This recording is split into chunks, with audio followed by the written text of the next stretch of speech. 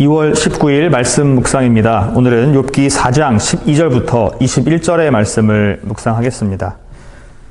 엘리바스는 욥을 비난했습니다. 욥의 고통은 욥의 죄 때문이라고 생각했고, 그래서 욥에게 다그치는 내용들이 이어지고 있습니다. 오늘 본문은 자신의 주장을 증명하기 위해서 자신의 환상을 제시하고 있습니다. 하나님은 크고 인간은 나약하니까 지금 너의 말과 행동은 적당하지 않다. 그렇게 말하고 싶은 엘리바스였습니다. 엘리바스의 환상은 어떤 것이었는지, 어떤 내용인지 우리 함께 살펴보도록 하겠습니다. 12절 말씀을 읽어보겠습니다.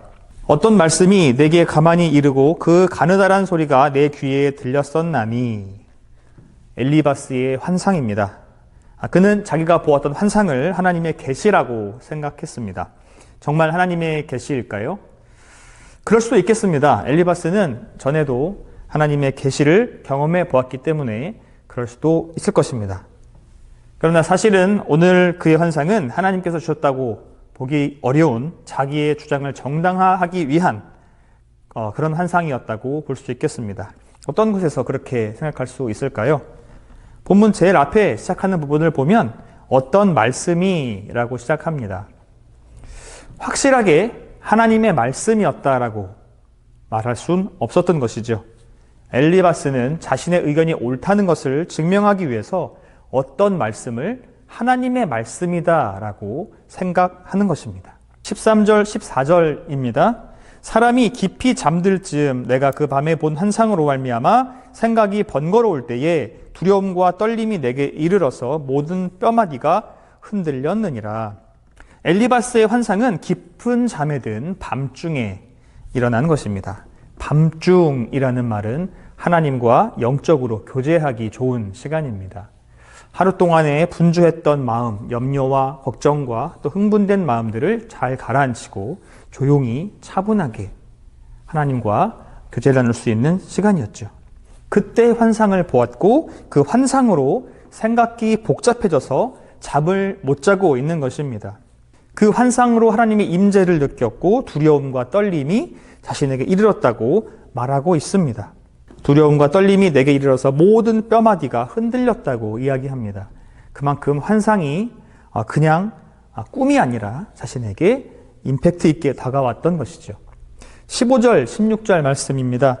그때의 영이 내 앞으로 지나매 내 몸의 털이 쭈뼛하였느니라. 그 영이 서 있는데 나는 그 형상을 알아보지는 못하여도 오직 한 형상이 내 눈앞에 있었느니라.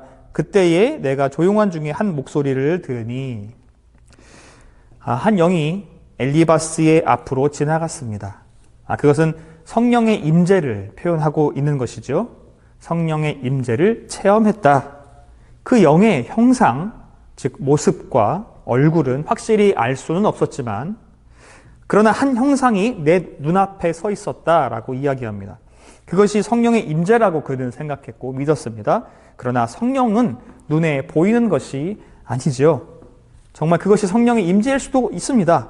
그러나 엘리바스가 자기의 주장을 합리화하기 위해서 하나님의 계시였다, 성령의 임재였다, 스스로 그렇게 여기고 있는지도 모를 일입니다.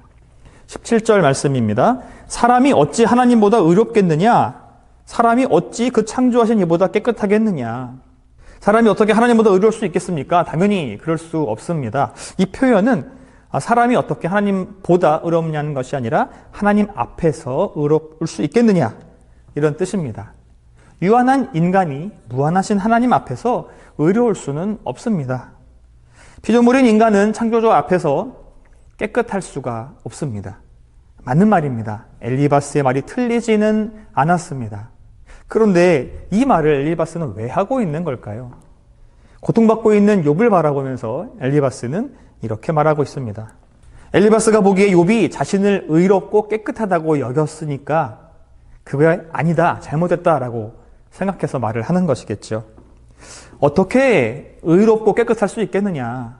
욥, 네가 아무리 잘났다 할지라도 그럴 수 없다. 너희 생각이 잘못됐다. 이렇게 말하고 싶었던 것 같습니다. 욥도 그런 이야기를 몰랐을 리 없습니다. 당연히 알고 있습니다. 하나님은 완전하시고 크시고 인간은 너무나 작다. 인간이 의로울 수 없다, 깨끗할 수 없다. 너무나 잘 알고 있었습니다. 그런데 지금 욥은 그것을 몰라서 이렇게 고민하고 있는 것이 아니라 왜 나에게 까닭 없이 이런 시련이 왔을까? 너무나 안타까워서 탄식하고 있는 것뿐입니다. 엘리바스가 욥의 마음을 공감하지 못하고 있는 거죠. 엘리바스는 지금 문제의 핵심을 빗나가고 있는 중입니다. 내가 아는 지식으로 뭔가를 결정해주고 싶고 뭔가를 알려주고 싶은 마음, 그건 너무나 잘 알겠지만 지금 필요한 것은, 핵심은 네가 무엇을 잘못했고 지금 이것이 왜 너에게 임하였는지 원인을 찾아내고 분석해내는 것이 아니라 욥의 마음을 공감했어야 한다는 것이죠. 18절, 19절 말씀입니다. 하나님은 그의 종이라도 그대로 믿지 아니하시며 그의 천사라도 미련하다 하시나니 하물며 흙집에 살며 티끌로 털을 삼고 하루살이 앞에서라도 무너질 자이겠느냐. 엘리바스는 확신을 가지고 있는 것 같습니다. 자기의 생각과 논리가 맞고 욥에게 뭔가를 설득을 하고 싶었던 것 같습니다. 엘리바스는 지금 자기가 한 이야기, 즉 하나님은 절대적이고 인간은 불완전하다는 것을 증명하려고 계속 하고 있습니다. 18절부터 21절까지 그런 내용들이 쭉 이어지고 있습니다. 18절에서는 천사를 들어서 이야기합니다. 하나님은 그의 종이라도 그대로 믿지 않고 그의 천사라도 미련하다고 하실 정도로 높고 위대하고 완전하신 분이십니다. 그러나 인간은 천사보다 우월한 존재가 아니지요. 천사보다 낮은 존재입니다. 미련한 존재입니다. 그러니 하나님 앞에서 인간은 얼마나 미천하고 하물며 이 천사보다도 못한 존재가 하나님 앞에 어떤 말을 할 수 있겠느냐, 이렇게 말하고 있는 것이죠. 인간은 나약합니다. 흙집에 사는 인간, 흙에서 와서 흙으로 돌아가는 인간, 하루살이처럼 쉽게 멸망할 수밖에 없는 인간, 이것이 인간입니다. 욥도 그 인간 중에 하나에 불과하다, 잘난 척하지 말아라, 이런 뉘앙스로 말하고 있는 것처럼 보이죠. 20절입니다. 아침과 저녁 사이에 부스러져 가루가 되며 영원히 사라지되 기억하는 자가 없으리라. 인간의 나약함을 계속 이야기하고 있습니다. 아침에 태어나서 저녁에 죽는 것처럼 인간의 생명은 너무나도 미약합니다. 우리가 천년만년 살 것처럼 이렇게 열심히 살아가고 있지만 실은 하루살이처럼 보잘것없이 짧은 인생을 살다 가는 것이겠죠. 죽음을 맞이한 인간은 영원히 사라지게 됩니다. 아무리 뛰어난 인간이라고 해도 100년을 살아가면서 아무리 맹위를 떨치던 훌륭한 위인이라 할지라도 그 또한 역시 하찮은 인간에 불과해서 시간이 많이 지난 후에 누가 어떻게 살았는지, 이 땅에서 그가 무슨 말을 했고 어떤 행동들을 했는지, 어떤 영향력을 끼쳤는지 사람들은 기억해주지 않는다는 것이죠. 그만큼 인간은 나약한 존재이다라는 것을 계속 이어가고 있습니다. 21절도 마찬가지입니다. 장막줄이 그들에게서 뽑히지 아니하겠느냐. 그들은 지혜가 없이 죽느니라. 장막줄이라는 것은 인간의 생명을 가리킵니다. 우리가 보통 장막집이라는 표현을 많이 쓰지요. 우리의 인생을 빗대서 장막집이라고 합니다. 그 장막줄이 뽑히면 장막이 무너지는 것입니다. 텐트를 쳐놨는데 텐트를 지지하던 줄이 끊어지거나 뽑히게 되면 텐트가 무너져 버립니다. 하나님이 인간의 생명을 취하시면 그렇게 줄 하나 뽑혔을 때에 집이 다 무너져 버리는 것처럼 인간은 너무나 나약해서 어쩔 수 없이 죽을 수밖에 없는 것이다. 엘리바스는 이렇게 말하고 있습니다. 하나님께서 하신 일이니 인간은 어쩔 수 없는 것이다. 불만을 갖지 말아라. 이런 뜻인 것 같습니다. 엘리바스가 욥을 설득하고자 열심히 노력하였지만 욥에게 도움이 전혀 되지 않는 말들이었습니다. 오히려 상처가 되는 말들이 많았겠죠. 성도 여러분, 엘리바스의 이야기를 들으시니 어떠십니까?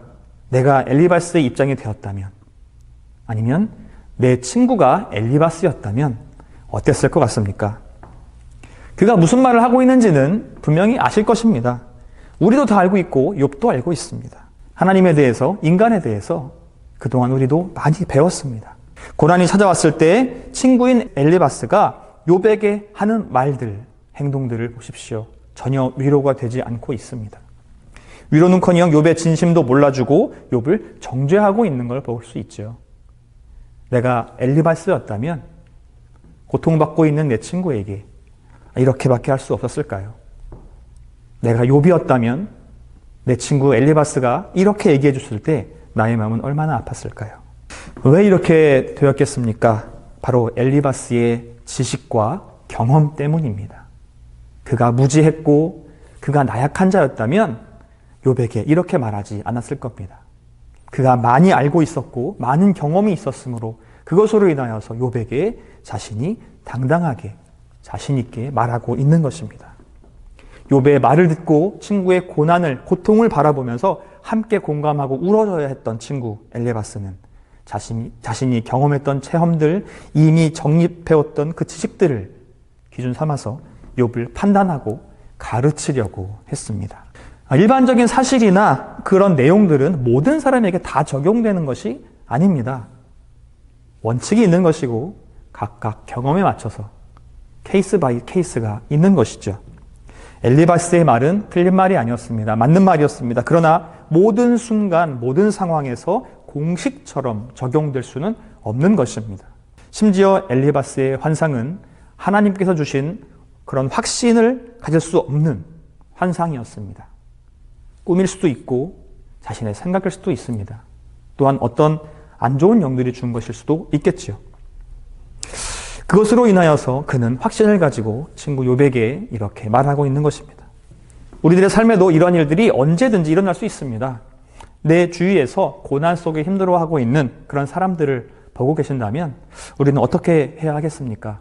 그가 무엇을 잘못했는지, 왜 고난이 찾아왔는지 원인을 판단하고 생각하려고 하는 것보다는, 그가 무엇을 잘못했는지 해석하려고 하기보다는, 그의 죄가 무엇인지 정죄하기보다는 그가 얼마나 힘들어할지, 얼마나 아파하는지, 얼마나 고난을 받고 있는지 그 마음을 알아주고 만져주는 것을 우리가 해야 할 것입니다.